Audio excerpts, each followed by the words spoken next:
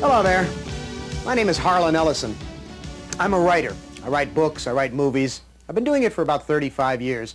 They tell me that I'm world famous. I guess after 42 books and being translated into 26 languages, there is some small claim to that. My listing in Who's Who is larger than Ronald Reagan's, but we need not go into that. Let me point out this wall here in my study, in my library. This is a wall of books of art, ranging from alphabetically Art Deco at the top to, say, Van Gogh down at the bottom. But over here, in these two large bookcases, are titles that deal with comic books and comic strips. Now, there's a reason why they're together. It's not by chance. For me, comics have always been a kind of art, a very serious art. Here in America, for a long, long while, people thought of comic books only as throwaway, transient, kiddie stuff. But in Europe, where comic book artists are treated as classical artists, they recognize the importance of this Native American art form. Now, you may find it peculiar that I call this a Native American art form. You see, there are only 5 really Native American art forms, ones that we've created ourselves, that are ours. There's the banjo, there's jazz, there's musical comedy as we understand it today, the mystery story as created by Edgar Allan Poe, and comic books. Now, I'm 52 years old.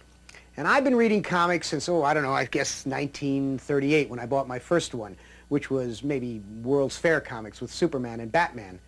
You may say, how peculiar for someone who likes to think of himself as one with Kafka and Poe to be thinking of comic books seriously. But let me tell you, I'm a comic book fan. I love comic books. Comic books were the training ground for me in terms of ethics, in terms of the things I learned about courage, good and evil, what heroism was, right and wrong.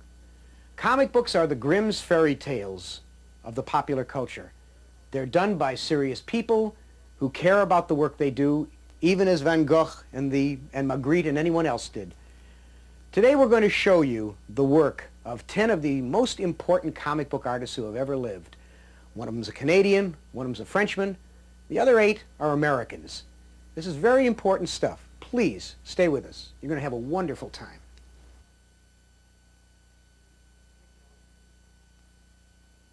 Picture this, if you will.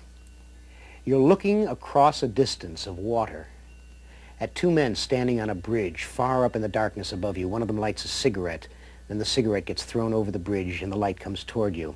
One of the men hands the other a piece of paper. The first one looks at it, tears it into shreds, and throws it over the bridge, then pitches the first man over the bridge. As the body falls, the camera comes past you, and the pieces of paper spell out the words, "The Spirit."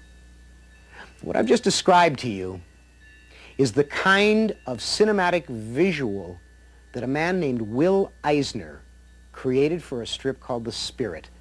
Will Eisner produced this strip in a Sunday supplement for years and years. Today those strips are being reprinted and they're as fresh as they ever were. Because Will Eisner is, I suppose, the O. Henry of comic books. Every one of his little stories is complete, beginning, middle, and an end with a punch that'll kill you.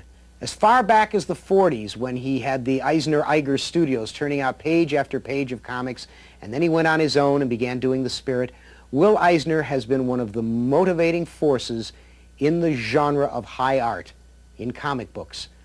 Today he does graphic novels, A Contract with God, Life Force.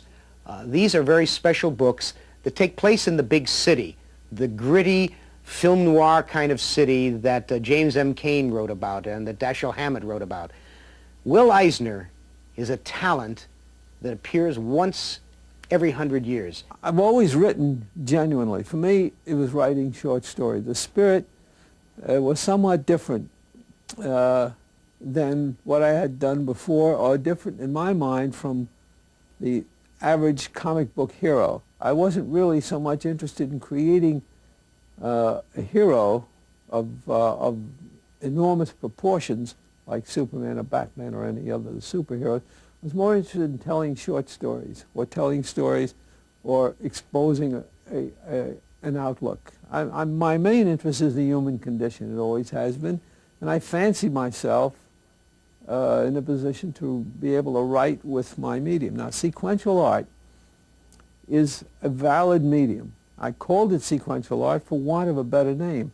I've always been annoyed from the very first day of my involvement in comics at the use of the word comics. Comics is a misnomer. Comics should not be comical. They should not be necessarily funny, as in the case of funny papers.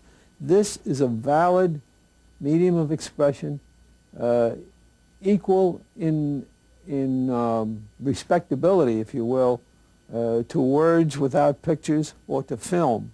I compose the page with as a single unit in itself, almost like, again, I refer to music as really a best example of what I do. Each page has a rhythm to it. I deal in timing. I'm concerned with the amount of time it takes for a character to move from panel to panel.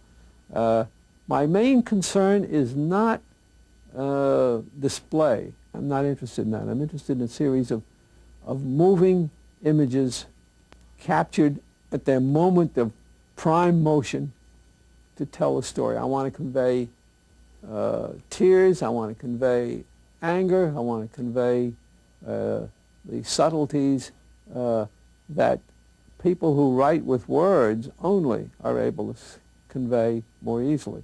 Visual communication is the name of the game in this field, and that concerns me tremendously. I watch very carefully whenever I'm walking in the city or anywhere what people do and how they do it, because it's how they do it, how they stand, their postures, their gestures, that communicate their inner feelings. Now, I think of a panel as a stage with the proscenium arch and everything, and I arrange my figures in a panel in the same manner as a director would arrange actors on a given stage with entrances and movements. As far as lighting is concerned, wherever possible, I prefer to use theater lighting.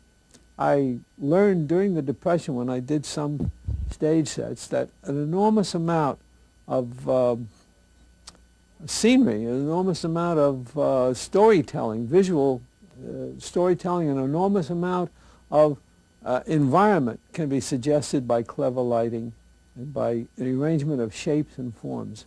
I enjoy what I'm doing. I feel fulfilled when I've turned another corner, and there's just so much more yet to do. This medium is just at its infancy.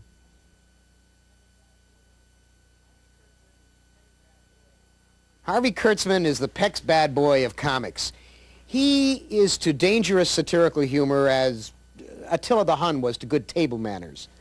Since the 1960s, he's been firing smart bombs into our cultural self-image in the pages of Playboy with a strip called Little Annie Fanny, created in collaboration with Will Elder. But back in the dim, dark 50s, he was one of the seminal creators, writers, and artists who brought us Mad magazine. Mad began as nothing more than a comic book, one of those throwaway items that has now become a universally known element of the American literary scene. In the years following Mad, he created and he artistically controlled such magazines as Trump, Help, and Humbug, where he was sharp enough and influential enough to publish the first work of such underground artists as R. Crumb of Fritz the Cat fame, and Terry Gilliam, one of the Monty Python group, is now the director of such amazing films as Brazil, that owe such a large debt to Gilliam's comic book origins, guys like Jay Lynch and Skip Williamson. And because of this influence, Harvey has been called the father of the underground comic.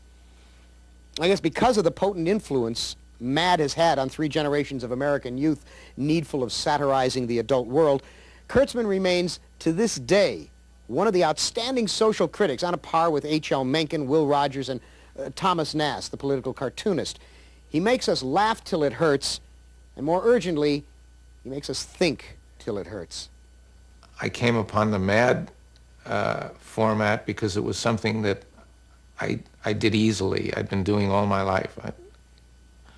I was known as the funny cartoonist in high school, the guy who used to do cartoons for everybody, make everybody laugh with cartoons. I mean, that's the way I got my reason for being in high school. So I suggested that we go to a funny format. I was originally inspired by a couple of college yearbooks that I came across in somebody's garbage pail, I guess.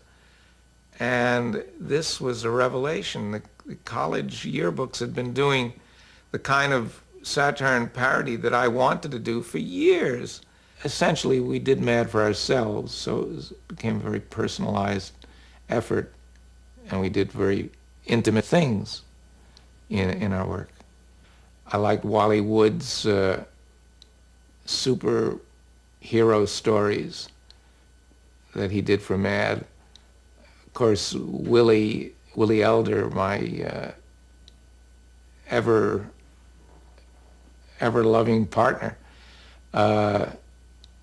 he would come up with these funny little asides that he set the style of putting 1,000 little gags per square inch. And Jack Davis, of course, was with his very slick, smooth technique, and his marvelous brushwork and his humor. Jack was always a very humorous guy. There's so many things that were good. I get a great sense of satisfaction out of what Mad is supposed to have done. Sure, be a fool not to. If I didn't have that, what would I have? Little Annie Fanny. The way Little Annie Fanny started was, this was long after I'd left Mad. I'd been doing a comic strip for my own magazine, a magazine called Help. It was a comic strip called Goodman Beaver. Goodman Beaver was inspired by Voltaire Candide, you know, the boob that goes through life trying to think the best. So I went to Hefner and I said, what if we took my character and turned him around? Actually, it was Willie and myself that did Goodman Beaver. We turned him around and made him a woman with the same personality, the same problems. And Hefner said, bullseye, and that's the way it started. The way humor works to me is you do something to your reader or your audience that fills his balloon. It's as if you store energy and then release it with a bang. That's the basic structure of a joke, of a funny story. You invest your reader with some kind of energy, and then you do something to explode that energy, and that gives your reader a happiness, a good feeling. And that's to me that's what humor is all about.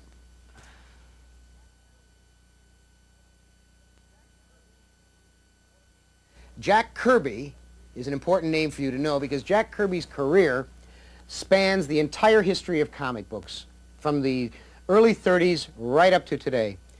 Jack Kirby, when he began, had one of the most energetic styles of any artist. His work practically leaps off the page at you.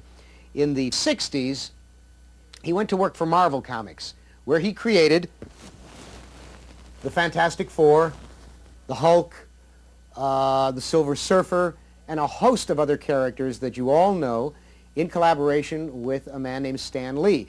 This was the basis of the new Marvel House of Ideas, and it again revolutionized comics. And Marvel Comics became the most popular in the world. In the 70s, he worked for another comic house, DC, and created the Fourth World, Kirby's Fourth World. There were three comics, The Forever People, The New Gods, and Mr. Miracle. And in this triumvirate of comics, he created a whole new universe of characters with a lifestyle and with a philosophy that was his alone. I see that story first. I feel that story first. I know those people first. When I put them down, they've already lived. And I put them down as I'd like them to live on those pages. My stories are very sincere. My stories are people's stories. And there's elements in my stories that are very, very real. And it doesn't matter what the subject is. And I've done stories in a wide range of subjects. My inspirations were the fact that I had to make sales, and I had to come up with characters that were no longer stereotypes. In other words, I couldn't depend on gangsters. I had to get something new. And of course, for some reason, I went to the Bible. I came up with Galactus. And there I was in front of this tremendous figure who I knew very well because I've always felt him, and I certainly couldn't treat him in the same way that I would any ordinary mortal. And I remember in my first story, I had to back away from him to resolve that story. And of course, the Silver Surfer is the fallen angel. And when Galactus relegated him to Earth, he stayed on Earth. And that was the beginning of his adventures. And they were figures that had never before been used in comics. They were above mythic figures. And of course, they were the first gods. And I began thinking along those lines. And the new gods evolved from those lines. And I began to ask myself, everybody else had their gods, what are ours? What is the shape of our society in the form of myth and legend? Who are our gods? Who are our evil gods? And who are our good ones? And I tried to resolve them in the new gods. And I came up with some very, very interesting characters and very good sales, which satisfied me immensely. Now, I didn't resolve the questions. I'm a guy who lives with a lot of questions. I say, what's out there? And I try to resolve that. And I never can. I don't think anybody can. Who's got the answers? I sure would like to hear the ultimate one. But I haven't yet. And so I live with a lot of questions. And I find that entertaining. I find that entertaining. And if my life were to end tomorrow, it would be fulfilled in that manner. I would say the questions have been terrific. The comic book medium itself is special. It's something that was, that's a result of evolvement. From what I understand, the editorial comic was first. And then they added a few panels to that and you had a comic strip. And they added a few pages to that and you had a comic book. And what we can add to the comic book, we may have to think about that. So I believe that's the interesting part of the entire field, is to say, what is it? Where is it going? How it'll evolve? And we experiment with that every day.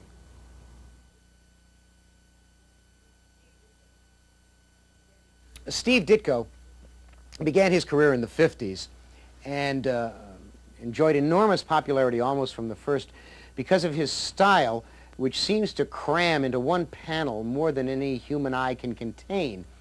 He went to work in the early 60s for Marvel Comics, and there he was put to work on a number of different strips, most importantly, Spider-Man. And the quality of his art and the peculiarity of his art, the individuality of his art, made it the most popular costumed hero in the field very, very quickly.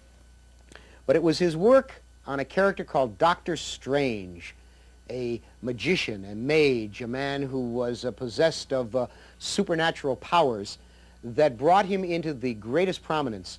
He's an interesting man, and the strips that he creates of his own, when he's not just illustrating other people's writing, are very interesting. He has a very highly defined sense of good and evil, right and wrong. There are no gray areas for him. There is a character called Mr. A that Steve Ditko created that would give Charles Bronson nightmares for vigilantism. To Steve Ditko, the artist is the work, and the work is the telling of the story. And to this end, he would like to make the following statement. Mr. A is based on Ayn Rand's theory of justice, on Aristotle's law of identity, his definition of man, and his view of art. Aristotle said that art is philosophically more important than history. History tells how men did act. Art shows how men could and should act. Art creates a model, an ideal man as a measuring standard. Without a measuring standard, nothing can be identified or judged, but everything can be measured. Disease and sicknesses are measured by a healthy organ or body. All measurement requires an appropriate standard. With it, one can measure down to atoms, up to the stars, and the changes in the character of a man. Aristotle defined man as a rational animal. Rationality is a potential that has to be actualized by choice and the right thinking method of logic applied to reason. The standard of measurement for all is a rational logical ruler. It objectively measures the rational and irrational thinking. A hero measures a man at his best in the worst situations. A hero is a man admired for his qualities or achievements and regarded as an ideal or model. Aristotle formulated the law of identity. A is A. A thing is what it is. It has a specific nature and identity. The truth cannot contradict itself and also be a lie. Mr. A's black and white card symbolizes the law of identity. It identifies the two moral potentials possible, the good and the evil, and by one's chosen action, the best or the worst potential can be actualized. The card is also a symbol of justice. For Ayn Rand, justice is objectively identifying a thing for what it is and treating it accordingly. No one gets the unearned. The innocent is not penalized, the guilty is not rewarded. The card is a refusal to violate the root of justice, the law of identity, by a gray compromise, a refusal to sacrifice the good to the evil or to accept any part of the evil as a greater good. Society has its admirable people, its heroes. They are found in all professions. But hidden by the complexities of society, they are not as clearly defined, not as understood, and not as effective model as a story with two opposing forces of right and wrong in a dramatic presentation, revealing the character's choices and actions that identify them and lead to a just ending where the hero and the right view of life wins. Early comic book heroes were not about life as it is, but creations of how a man with a clear understanding of right and wrong and more courage chose to act, even if branded an outlaw. He dispensed a better justice than the prevailing legal moral one. He was a moral avenger. He was not like everyone else, not the average, the common, or the ordinary man. He was the exceptional one, the uncommon one, the one doing what others were unwilling to do, regardless of the opposition and consequences to himself. His success provided a better model. Through a hero, one could identify the foolish, the corrupt, and the guilty. A lead character can be better or worse than society's best model, and if a man with proven better qualities appears, then a new measuring standard for men and society is established. A hero is a model for everyone, but not everyone is willing to act at his best. A less demanding model, blending good and bad, is more comforting, easier to accept. For the self-flawed, an anti-hero provides a heroic label without the need to act better. A crooked cop, a flawed cop, is not a valid model of a good law enforcer. An anti-cop corrupts the legal good, an anti-hero corrupts the moral good. Both corrupt ideals. Both choose the flaw over the perfect. The perfect is identified and measured by what is possible to man. A perfect bowling score. A perfect response accepts the truth and rejects the lie. The perfect hero on principle says yes to a true identity and no to a contradictory one. Ruled by justice, he treats every identity as it deserves. He is the actualized potential for good in its purest form, a true moral measuring ruler. He is the most human and deserving of respect. Today's flawed superheroes are superior in physical strength, but common, average, ordinary in mental strength. Rich in superpowers, but bankrupt in reasoning powers. They are perfect in overcoming the flawed supervillains, saving the world, the universe, yet helpless to solve their common, ordinary, average personal problems. It is like creating a perfectly physical adult with the reasoning limits of a 6-year-old. The creators of flawed ideals believe that no real difference exists between a flawed hero and a flawed villain. Both have some good and some bad in them, so they blend into a grayness, where no one is better than anyone else, and where the worst can justifiably claim that he is as good as gray as the best. If it is impossible to know what is true and to do what is right, then the flaw, the worst, will be the new standard of good. Man will be defined as a flawed, anti-rational animal, and all that corrupts and harms life will be the new virtues. Like deliberately flawed eyesight, where self-blindness is the ideal, anti-life behavior will be the new standard for living. The resentment against the perfect hero is a resentment against A is A, against the integration of truth and behavior, against the non-contradictory identity of a moral ideal, against reality and life's measuring ruler, a rational moral standard.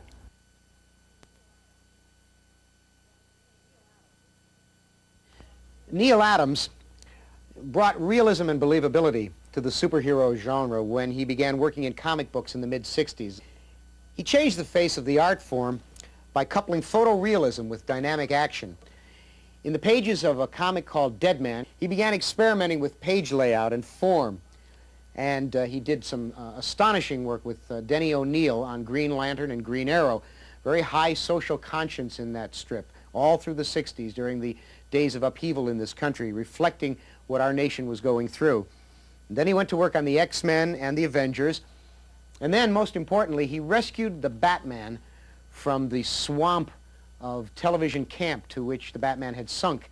And he made him once again the Dark Knight detective, a creature of night and the city, a creature that criminals would fear, the Batman we know today. He's currently publishing his own line of comic books for Continuity Graphics. Dead Man was an opportunity to experiment with page format and layout. And I got a little radical on it. I have to admit, it was probably totally rambunctious and out of order for me to do, but I think probably the opportunity to stretch the medium a little bit, to create compositions that were in a medium that was truly its own medium. It wasn't like film where you could only see one picture at a time. It wasn't like comic strips, which I had done for a period of time and I was limited to a certain format. Here was a big rectangular page and I could do anywhere between one drawing and 10 drawings on that page. And I could compose the page any way I wanted to. And I had certain attitudes about composing pages, which I had developed doing syndicated strip, and I felt that I could lead the eye, that I could catch the reader and I could make him read the way I wanted him to read. That I could make him stop when I wanted him to stop by composing the pictures a certain way. That I could actually become one with the reader. If he was willing to go with me, if he was willing to read what I was doing, then if I could just grab him by the throat, then he would follow and read in the way I wanted him to read. Dead Man was perhaps the most successful experiment in that area. You can read a Dead Man comic book and you almost unconsciously know when I want you to slow down or when I want you to speed up. You almost unconsciously know when I want you to slide through panels or when I want you to jump through panels. Just as a director will handle a different type of story a different way, our job as the artist and writer at times is to tell the story the way it suits the story. After all, as Shakespeare would say, the play's the thing. It's not the artist, it's not the director, it's not the producer. It's the story. If you're not faithful to the story, if the play isn't the thing, then why are you doing it in the first place? Well, in comic books, as with film, as with everything else, we're all servants of the story. We can warp the story, we can make it incorrect, or we can do it in a way that we believe is correct. If people agree with us, they'll like it. If they don't agree with us, they'll hate us. And in my case, I've been very lucky. People have liked the things that I've done. Batman was originally created by Bob Kane and Bill Finger and Jerry Robinson as this creature of the night who would scare the bejesus out of anybody he ran across, and criminals in particular. Whether or not he was right or whether this would work, that's what he did. That was what Batman was all about. And that's what I tried to return him to. So I think that one could say that Frank Miller, working on Batman now, has done more to make a more solid character out of Batman. At that time, at the time I entered my little editorialism into it, what I did was I brought him back to what he was supposed to be. Now people are playing with it within that framework, and I think doing a very good job. A comic book is as good as a writer who's sincerely talented and tries hard, and an artist who is very talented and tries very hard can make it. That's how good it can be. So if you put a good artist and a good writer together, and they try really hard to do something good, it just got to be a good comic book. And it can't be trash. It can only be viewed as trash by people who think of it that way. The things that are presented in comic books are good. The ideals are real and good. And kids like them. They're, as far as I know, the only medium outside of perhaps movies, the only reading medium that a kid will take money out of his own pocket and buy because he wants to read it. He'll even go to the dictionary to look up a word so he knows what this guy says. There's something important there. And Europeans think Americans are missing the boat. Maybe we are.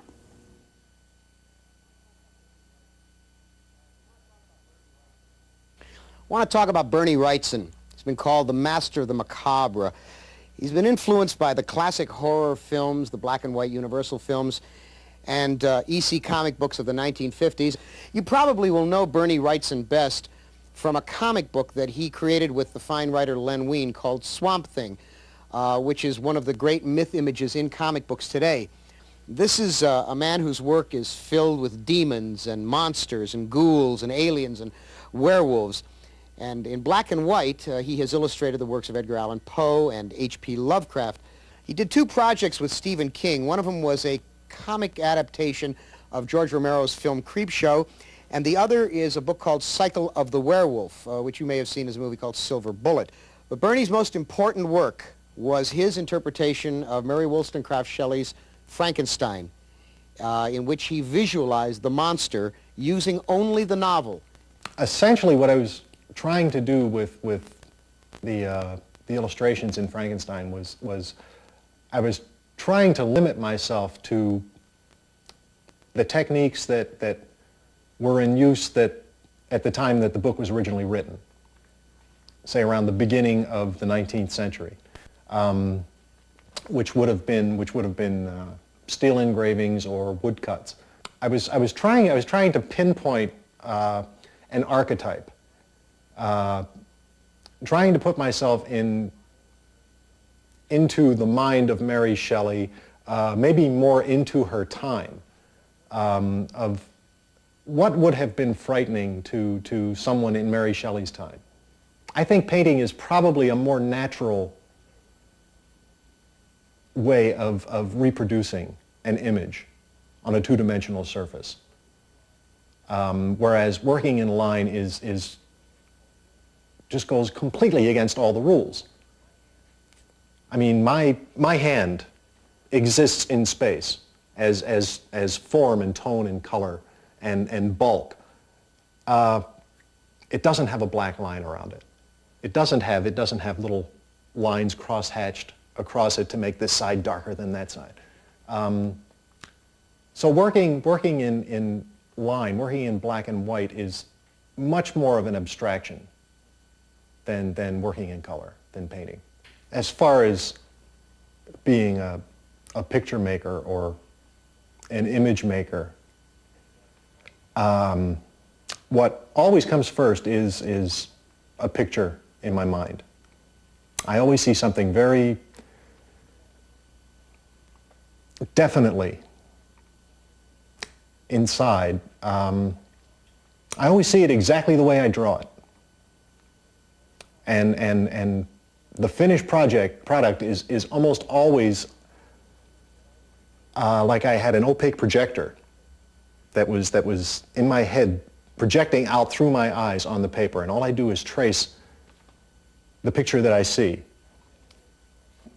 When the Batman made an appearance in the Swamp Thing series, that was an awful lot of fun for me because I had been wanting to do Batman for quite a long time. But I didn't want to do Batman in his own book, in his own story. And this was perfect for me because now Batman could be a guest star in my book. And I felt that since he was just a guest in my little universe, I had total control over him. I could do anything with him that I wanted.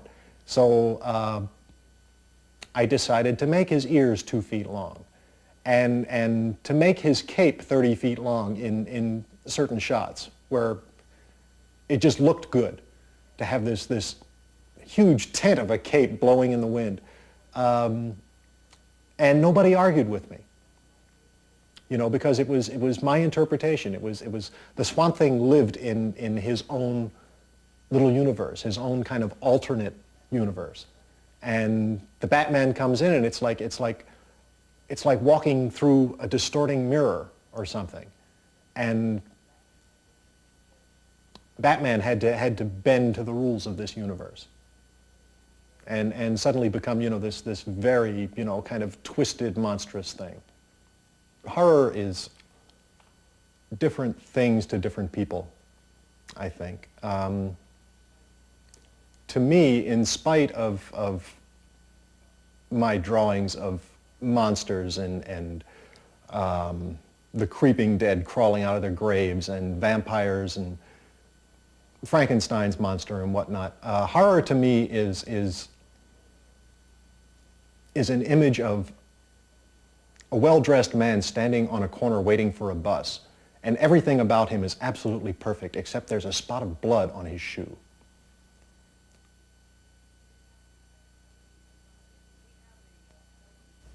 We have a gentleman from France with us today. His name is Jean Giraud. He's also known as Moebius, or Mobius, depending on how well you speak French. And he's considered to be one of Europe's greatest illustrators. His styles are as varied as the many names under which he's worked. But as a comic book artist, he first came to prominence with Lieutenant Blueberry. It was a vast epic that was filled with all the myths and glorious characters of the Old West, which have fascinated Moebius. In the late 60s, under the name Moebius, Giraud began illustrating a line of French science fiction books and magazines, and his style was an epiphany for people in Europe and in America. In the early 70s, he returned to comic books with a number of seminal breakthrough science fiction and fantasy stories that were later to influence an entire generation of new artists. For the pages of Métal Hurlant, which is a French graphic illustrated magazine, and Métal Hurlant literally means screaming metal, he created new fantasy sagas such as Arzak and the Airtight Garage of Jerry Cornelius. His influence then spread to America when the people who published the National Lampoon brought out their version of Métal Hurlant, a magazine called Heavy Metal, which is still being published today. He's currently living in America, and he continues to explore new concepts, new dreams, and experiments in very strange storytelling. I arrived at the name Moebius because I had two styles so different. And when I did that, I was very young, and for me it was a kind of joke, you know, and I wanted to do that maybe for a few times and maybe change the name every time. And I was not looking for fame and fortune. I was only trying to have fun. I had to do something because I was involved in a kind of commercial art, very specific in point of view of style. I wanted to escape that. I wanted to be free and to start a story in a style, maybe finish in another one, and not to know exactly what I was doing, you know, trying to dream awake in the drawings. So I had to find another signature to do that. Arzak is the first result of that direction. You know, it's the first story really with a good structure and with the complete freedom into that new country of dreams. So it's it's crazy story. It's very famous in France. The comics gives to the artist a very interesting field of expression and research, and everything is possible. Everything. You can be very small or very big, and you can be very modest or very ambitious. You can you can stay in a regular style, like everybody doing your best in that way, or you can escape and be completely unusual and incredible. You can give more to the words and give more to the drawing. You can do everything. But you know, it's like in any art. The possibility of the art are big, but the possibility of the artist maybe are bigger or smaller. It's the artist who have the possibility to append, to make a pressure in order to be more responsible of what they do. Because to be more responsible is to be more adult, to be more mature, to be more evolved. If you don't want to be responsible, if you only want to make a job, to have money, to feed your family, it's a kind of responsibility too. But if you want to stay in that field, all the comics will stay, you know, that because it's not the publisher who will push, and it's not the public, it's the artist. The artist must be the warrior, you know, who fight.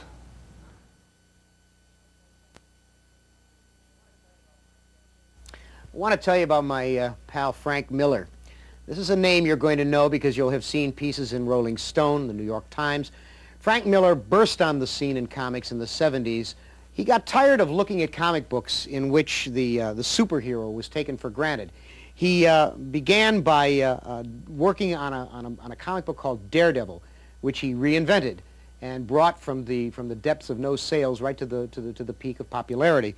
After his success with Daredevil, he created a book of his own called Ronin, which is a fully realized futuristic novel that goes all the way back in time to ancient Japan and all the way forward into an Orwellian 1984 kind of future.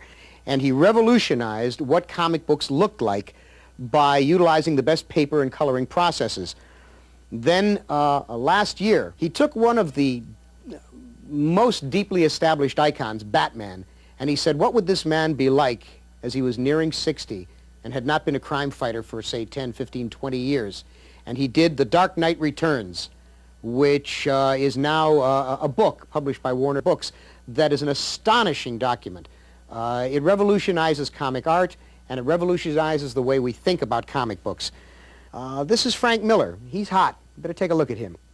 We've got to keep in mind that the main image people have of superheroes is Adam West playing Batman on the old TV show. That's what had to be overcome. But the idea itself is valuable.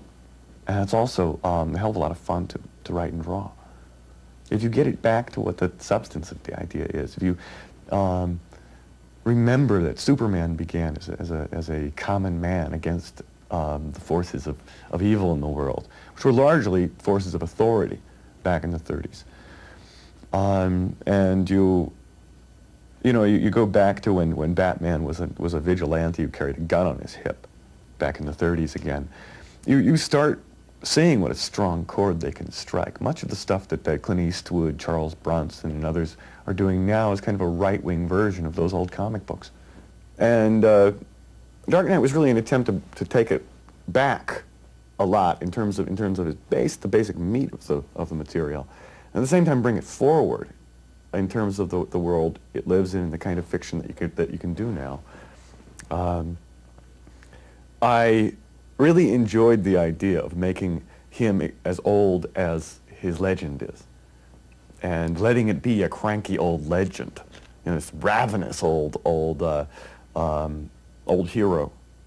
I wanted to bring back that hearty sense of malice that he had back in his origins. Ronin, for me, was absolute proof that this can be a terrific field to work in, and that this is a great time to do comics. I had a publisher give me free rein creatively, terrific production values. I was able to work in collaboration with Lynn Varley, a painter who was able to bring unheard of dimension to the color art.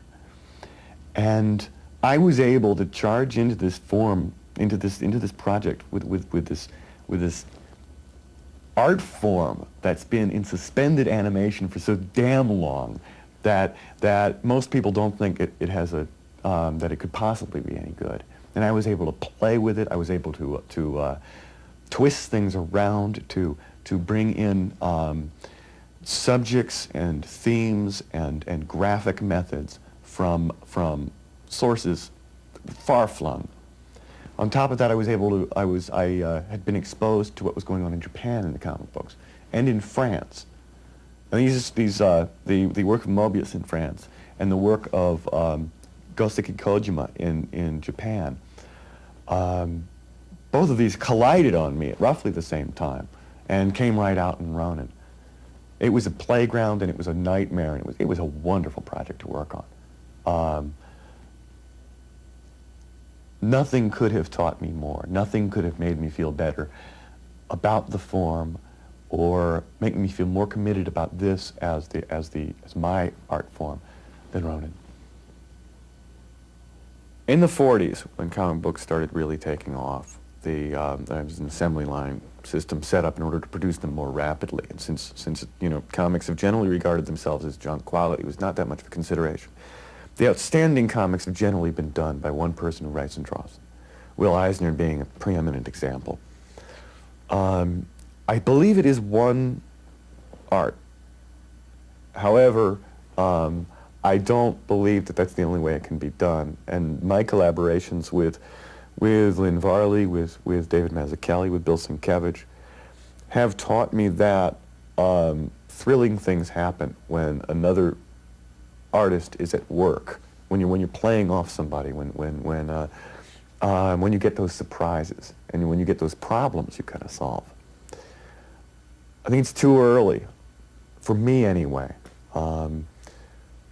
Certainly for me, to make any hard and fast statements about which way the art should be done better, because every project I do seems to be different. I'm also very new at this. And maybe I could give you a better definition of the best way to do the form in about 30 years, so get back to me.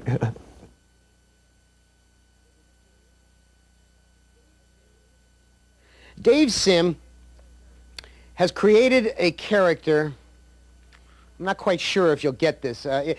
He's got a character called Cerebus the Aardvark. This is a talking, barbarian, sword-wielding aardvark, and there's a whole universe that Dave has created for him. And Dave has done this as his life's work. He's committed himself to doing 300 issues of his comic, Cerebus the Aardvark. Every month, he publishes the book himself. Now, nearly a third of the way through this epic, Dave has already completed 3 full novels, Cerebus the Barbarian, High Society, which is a marvelous antic thing that features a character who looks like Groucho Marx, and Church and State, in which he becomes the Pope. The story blends elements of satire, humor, politics, popular culture, and mystery, supported by a unique cast of characters who move in and out of the book purposely and with motive. As entertainment, Cerebus succeeds on a lot of different levels. It's very sophisticated, and it's pure communication. It's a roller coaster ride. So anything that makes for a good roller coaster, I'll put in the book. There's very few things that I will dismiss out of hand. Oh, that doesn't belong in Cerebus. If you're making something your life's work, you're going to find a way to put just about everything that's important to you into it in one regard or another.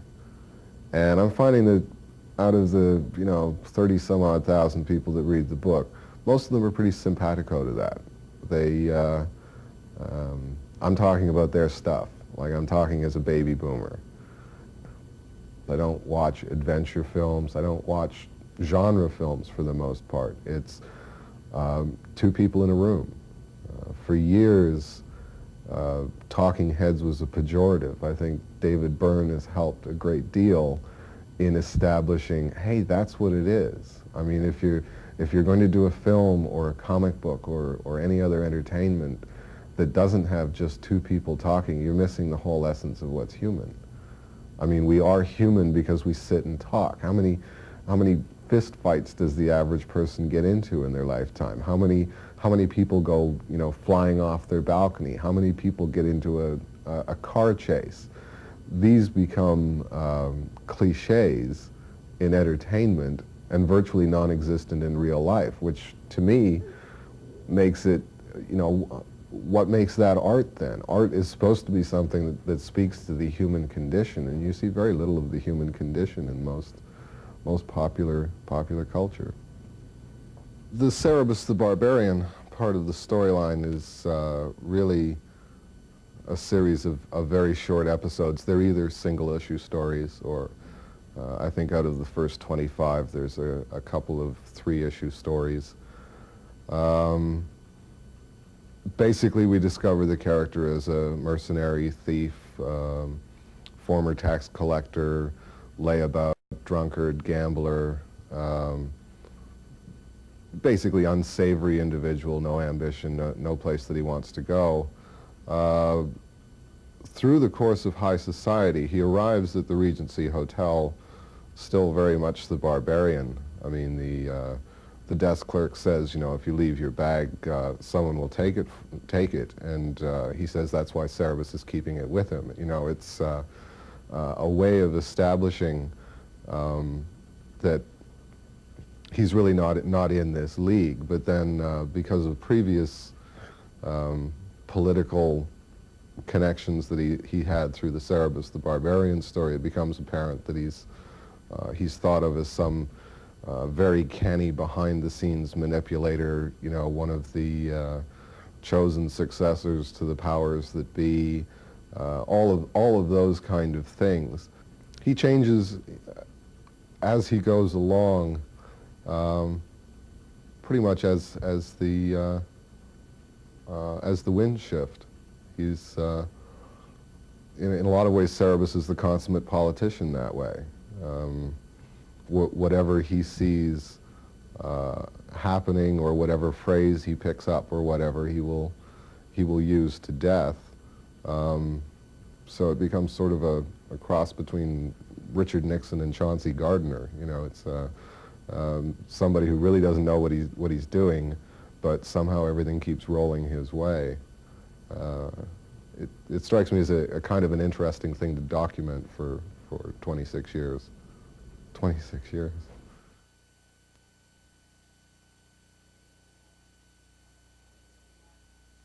An interesting artist is Art Spiegelman, who does not work in any of the ordinary forms that you associate with comic books.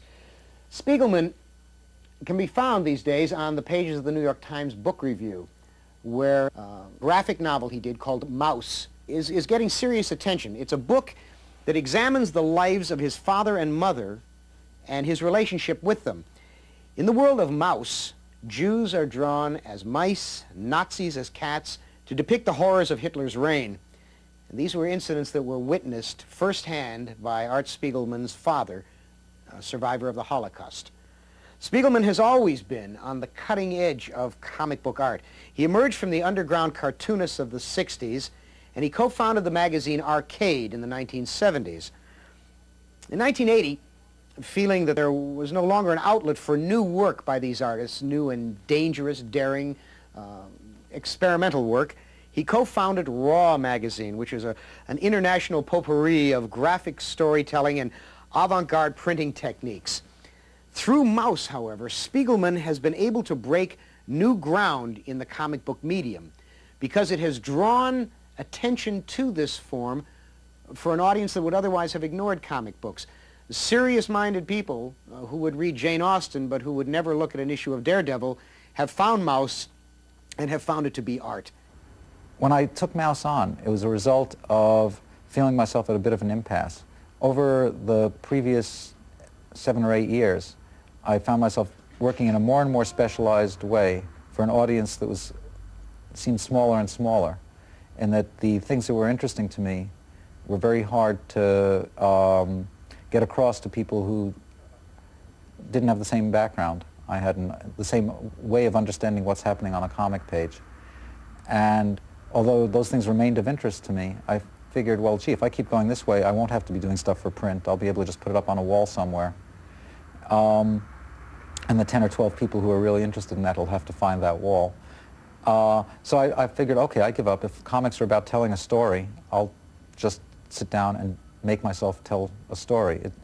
It's such a long and involved process that it wasn't something I was eager to enter into just to tell one more escapist adventure story or one more joke.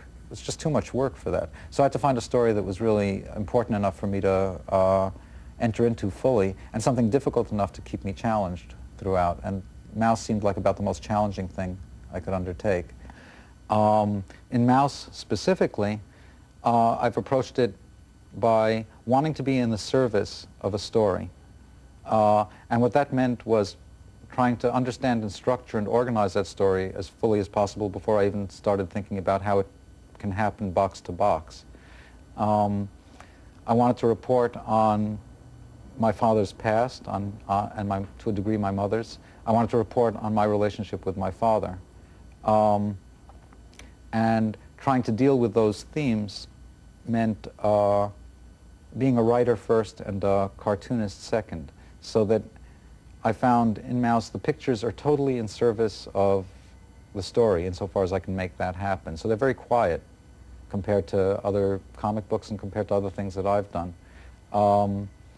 When I'm drawing Maus, I end up working on typing paper. I use a fountain pen and liquid paper to white it out. I want to feel like I'm writing, so I'm using stationery supplies. I'm drawing very small. The drawings that appear inside the book, which are, whatever, 6 inches by 9 inches, something like that, are the actual size that I'm working, so that there's no, there's less of an intermediary. What usually happens is a cartoonist tends to work rather large, 12 inches by 18 or something. And in the process of printing it and reducing it, there's a kind of refinement. It ends up looking a little crisper, a little more, in quotes, professional. And the result is a distancing between the reader and the creator. And here I really wanted it to be more like the mark I make is the mark you see. So it would be more like picking up on a journal and looking over one's shoulder to read that journal. And to me, that's part of the intimacy the comics are capable of, and that intimacy is something that was very necessary for me in this particular strip. Since all we're really talking about is we're talking about words and pictures, they're plastered together somehow.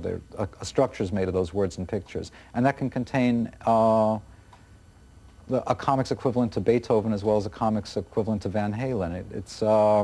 It's open. All it really is a medium, and then it becomes as strong, as potent as the artists within it. And I'd like to see it move away from genre fiction. I'd like to see it move away from obsessive recapitulation of the same fantasies over and over again. So on the one hand, I'd like to see subject matter more reflective of what people's actual situations are. I'd like to see it grapple with more difficult moral and political issues.